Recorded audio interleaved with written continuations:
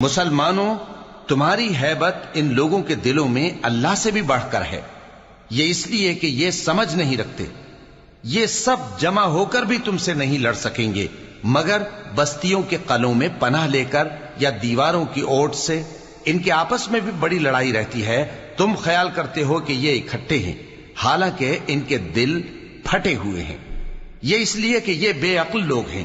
ان کا حال ان لوگوں کا سا ہے جو ان سے کچھ ہی پیشتر اپنے کرتوت کی سزا کا مزہ چکھ چکے ہیں، اور ان کے لیے دکھ دینے والا عذاب تیار ہے۔ منافقوں کی مثال شیطان کی سی ہے کہ انسان سے کہتا رہا کہ کافر ہو جا، پھر جب وہ کافر ہو گیا تو کہنے لگا کہ مجھے تجھ سے کچھ سروکار نہیں، مجھ کو تو اللہ رب العالمین سے ڈر لگتا ہے۔ تو دونوں کا انجام یہ ہوا کہ دونوں دوزخ میں جائیں گے، ہمیشہ اس میں رہیں گے، اور بے انصافوں کی یہی سزا ہے۔ اے ایمان والو،